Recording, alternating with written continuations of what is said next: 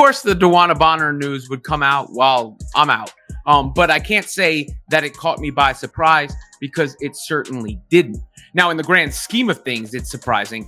Dewana Bonner signs a free agent contract with the Indiana Fever.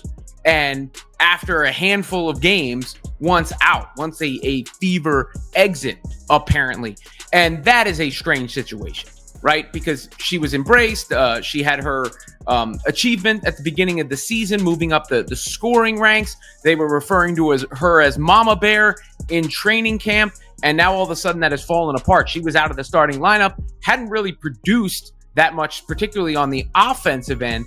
And this... Yeah, so Bonner's gone. Dewana Bonner's gone. Indiana fans, I'm so sorry. This is a horrible video for you. Dewana Bonner is not coming back, according to Andy Costabile in Front Office Sports. Dewana Bonner had been in Indianapolis for only a few spring mornings, yet by the time the first real heat settled over the city, the relationship between the 6'4" veteran and the Indiana Fever already felt brittle, like a thrift store wine glass that might shatter if you placed it on the counter too hard. At Media Day, she was introduced as Mama Bear, the experienced wing who would shelter a roster still wobbling on rookie legs. By early July, her nameplate was gone, her banner allegedly stripped from the Gainbridge Fieldhouse concourse, and the best explanation anyone inside the franchise could muster was a vague, personal reasons. How did an off-season headline signing turn into a mid-season ghost story? Her banner has been taken down.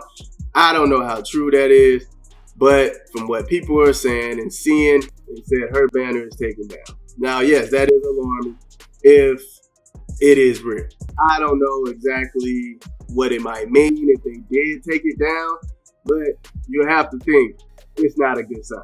Now, we all remember what Stephanie White ended up saying in the practice when asked about Dewana Bonner. She was saying, like, there's no timeline, right? No timeline, but they're just making sure that they're staying supportive of her.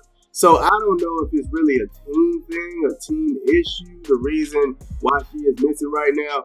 I feel like it really is. The receipts are scattered across social media, press conference half-truths, and the stunned faces of Fever fans who woke up one morning to discover their presumed co-star had slipped out the back door without leaving a forwarding address. It started slowly, the way a hairline crack creeps across an old windshield. During the opening week, Bonner smiled through tunnel walk photos, fielded softball questions about leadership, and accepted a framed jersey commemorating her steady climb up the WNBA all-time scoring ladder. But beneath the veneer of gratitude sat an uncomfortable truth. Head coach Stephanie White never promised her a guaranteed starting spot, and when the staff crunched preseason film, they decided, politely, professionally, unequivocally, that Lexi Hull's length, defense, and willingness to sprint the floor better suited a pace and space system built around Caitlin Clark's orbital gravity.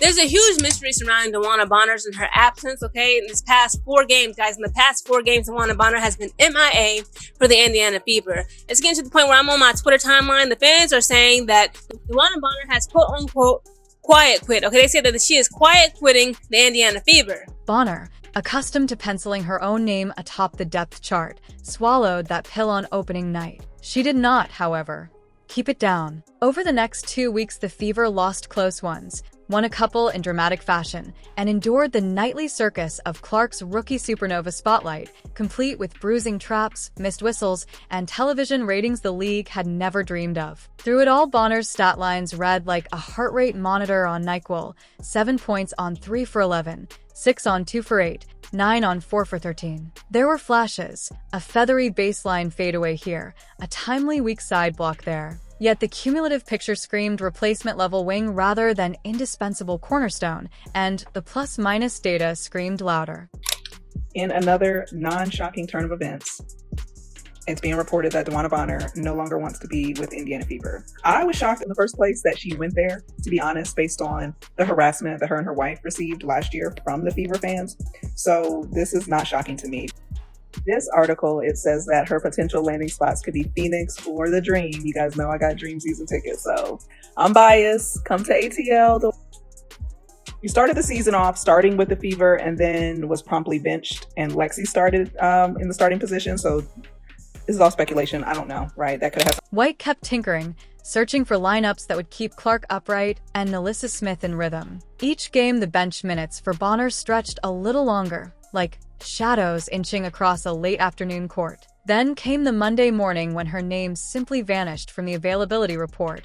Out. Personal reasons. 1 missed game became 2, 2 became 4. Reporters asked, the team demurred, the league office shrugged. Fever Twitter pivoted from mild concern to full-tilt rumor mill. Family emergency? Lingering injury? Silent trade request? Someone coined the phrase quiet quitting, and it spread through the fanbase faster than box score screenshots. Bonner's own social feeds did nothing to douse the flames. She scrubbed every Fever mention from her profiles, swapped her avatar for a generic silhouette, and began posting cryptic Insta stories, a highway exit sign pointing south, a coffee cup emblazoned with Energy Matters, a throwback photo in a Phoenix jersey accompanied by a single cactus emoji.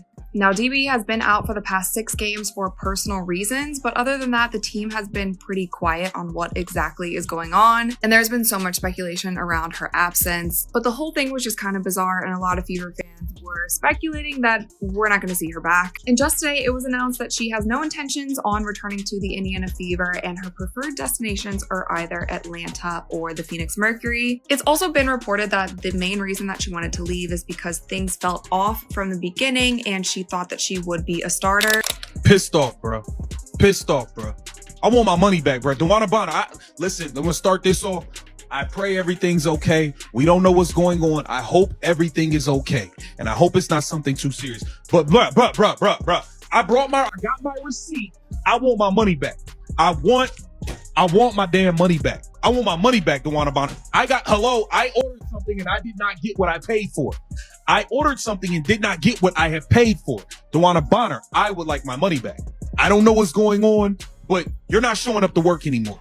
Within hours, the tampering buzzards were circling. A blogger in Atlanta claimed her preferred destinations were the Dream or a reunion with Brittany Griner in Phoenix. A Connecticut beat writer insisted the Sun would happily reabsorb their former all-star. A Las Vegas podcaster joked that Becky Hammon would buy the first-class ticket herself if it kept Bonner out of the Aces playoff path. Meanwhile, inside the Fever practice facility, players tiptoed around the empty locker at the end of the row. Some were sympathetic, remembering how social media trolls roasted Bonner and fiancée Alyssa Thomas after last season's heated playoff series. Others rolled their eyes. Private turmoil, sure, but where was the courtesy of a group text? Clark, juggling her own avalanche of pressure. But I see a lot of Fever fans being very negative towards DB, talking about I never seen someone take so much personal time off and who takes personal time off? I don't know if you're not family origin. I don't know if you may hate your family, but family comes first over everything. Okay? I don't know. Maybe you're not family origin, but family comes first. If she having issues of stuff going on with her family, how about we pray about it? Okay? She's a human being. Stuff happens to them just like shit happens to us. Life be lifing. They have shit happen to them just like shit happened to us. So let's not do that. Gave the only comment she could. We support D, whatever she needs. Her tone, teammates noted, carried more exhaustion than conviction. The front office adopted a damage control crouch. GM Lynn Dunn whispered to league reporters that family comes first, hoping the phrase would both answer everything and nothing. Stephanie White stuck to her script. No timetable. We love her. Mental health matters. While privately reshuffling practice reps, knowing full well the roster spot might as well already belong to someone else. Agents began circulating resumes of unsigned guards. European clubs inquired about mid-season buyouts. In the modern W, roster churn is relentless. One player's vanishing act can become another's two-way opportunity before tomorrow's shoot-around. But the story refused to fade. Each Fever loss amplified it, turning local post-game radio into a 2-hour call-in referendum on Bonner's character. Some fans clung to empathy, maybe a sick parent, respect her privacy. Others fumed about professional obligation. Life be life ing, but she still draws a paycheck. The loudest corners of the commentariat framed it as a referendum on Caitlin Clark's star-quake. Bonner couldn't handle the shift in gravity and bolted. Was that fair? Maybe not. But in the absence of facts, narratives grow like weeds. this whole Dewana Bonner thing is bothering me a little bit. So it turns out that Dewana Bonner scrubbed off everything that pertains or to Indiana Fever. What is going on? I don't get it. You take a leave of absence, no updates, nothing. Does she want to retire? Does she want to leave the Fever? Is she looking for a trade? What is going on with Dewana Bonner? Then came the leak, a single sentence buried in a Friday notebook column, citing league sources. Dewana Bonner has informed Indiana she has no plans to return. That was the spark that set the whole hayloft ablaze. By Saturday morning, #Bonnergate trended above actual playoff races. Fever supporters demanded clarity. Opposing fan bases dunked on Indiana's culture. Players around the league stared at their group chats in disbelief. She really left like that? One veteran texted. Season ain't even half over. Wild. Inside the W, reputations stick like pine tar. This, everyone agreed, would follow her. Coaches talk, GMs talk louder, and owners, especially the ones writing checks, rarely forget the smell of deadweight cap space. Bonner's defenders pointed to her resume. 2 rings, 5 all-star nods, a finalist for 6th woman just last season. But resume lines grow pale if they're inked in disappearing ink. What front office wants to gamble on a 37-year-old who might piece out the moment the rotation shifts? And through the storm, Caitlin Clark kept grinding. Elbows, traps, 8 turnover nights, beat reporters counting every missed 3. It all thundered on as usual. But through it she noticed the side effects. Bonner's absence stole veteran ballast, forced rookies into minutes they weren't ready for, shifted defensive matchups that left her facing even fresher legs at the point of attack. I need answers. I need answers. I don't want this swept under the rug whatsoever. I don't want this swept under the rug whatsoever. I want solid answers from somebody, because this, I've never seen this. Sorry, never seen it. I need answers. And I do not believe, this is just my personal opinion, I do not believe that it is Dewana Bonner. I do not believe it's coaching. I'm not really sure. A league already hunting her now smelled weakness. In Dallas, Eric Ogunbowl greeted her with a shoulder bump 3 seconds after tip. In Chicago, Angel Reese winked at the camera after drawing Clark's second foul. Every arena baseline chatter turned the same taunt. Where's your big sister now? Back in Atlanta, Dream fans lit up comment threads with mock recruiting pitches. Imagine Dana spotting up while Ryan Howard sliced to the rim. They mused. Imagine the memes when Bonner posted a cryptic, new chapters, selfie inside Hartsfield Jackson. Yet even those daydreams carry disclaimers. Would Tanisha Wright tolerate a mid-season ego transplant? Would the Dream's young core embrace a vet who'd ghosted her previous locker room? Swag is welcome. Conditional swagger fatigue is not. Phoenix chatter was even more complicated. Brittany Griner, still navigating the emotional aftershocks of her Russian ordeal, had little bandwidth for someone else's melodrama. Diana Taurasi,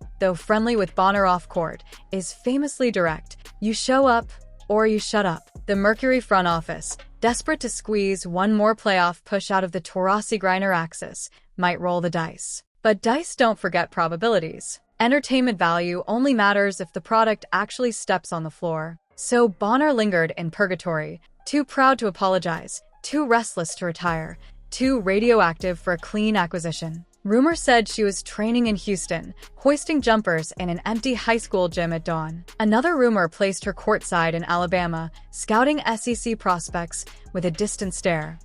So Dewana Bonner pulls one of the weakest moves in sports history and quits on the Indiana Fever, not even halfway through the season, man. Your ass couldn't hit the fucking side of a barn and was stinking it up every game, and you're mad about a starting spot or some bullshit? Completely lost all respect for your punk ass, man. And now your preferred destination is the Phoenix Mercury and the Dream. Oh, what? So you can go back with Alyssa Thomas and Scissor?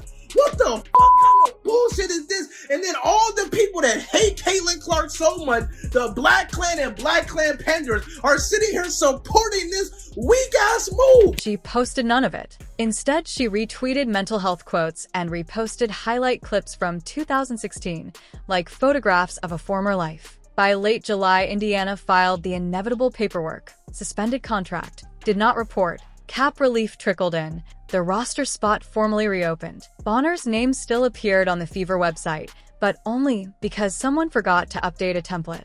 A week later, the site was fixed. Just like that, she was a ghost in the machine, another cautionary tale in a league that can't afford many. What remains for fans is the echo of potential undone, those preseason visions of Clark curling off a Smith ball screen while Bonner spaced wide, punishing tag downs with corner triples. On some alternate timeline, maybe that offense clicked and the Fever sat 5 games over .500. On this timeline, Clark shoulders 80% usage, Smith fights through double teams, Lexi Hull logs marathon sprints, and Fever Nation wonders how big the what-if balloon might have grown if Bonner had chosen to fight instead of flee.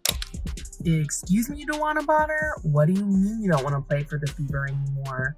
You signed a contract, you made a commitment to this team, and you're just gonna jump out of it right in the middle? Get out of here with that. Go retire. We didn't need you anyways. You weren't doing anything for our team. You know what? This frees up a roster spot. Maybe we can go get Ari McDonald and actually become a championship caliber team now.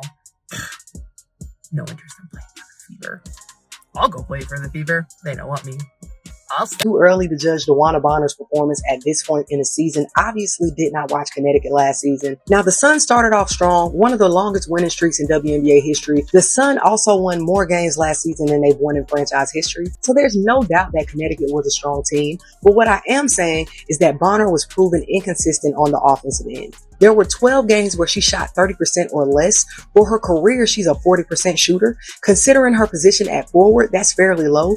Top forwards and post players typically sit around 50% from the floor. I think her field goal percentage struggles due to her shot selection, and she likes to shoot from deep, but last season she was 29% from three. In the end, that choice anchors her legacy's newest footnote. It wasn't the first time a veteran bristled at bench minutes, nor the first time a free agent gamble fizzled. But rarely does a departure feel this abrupt, this silent, this laced with unspoken contempt. The league moves forward, rosters evolve. Highlight reels replace yesterday's controversies with tomorrow's heroics. Yet every so often a hollow locker and a vanished banner remind everyone, players, coaches, execs, fans, of the fragile treaty that holds professional sports together. You give effort, you earn trust. Break that pact, and the game keeps spinning without you. Somewhere, perhaps already wearing a hoodie in an undisclosed practice facility, DeWanna Bonner is plotting a return narrative. She may chase rings in Phoenix, chase vibes in Atlanta, or chase inner peace far from the dusk glare. But whether she sinks another 3 in a sold-out arena or slips quietly into retirement, one truth will linger. The exit is part of the story, and stories stick. Indiana, still bruised but breathing, has turned the page. Caitlin Clark laces up, ready for the next double team. And the league, ever hungry for drama, waits to see if Bonner's next chapter is redemption, reinvention, or merely the final punctuation mark on a soap opera subplot that burned bright, burned fast, and then simply burned out.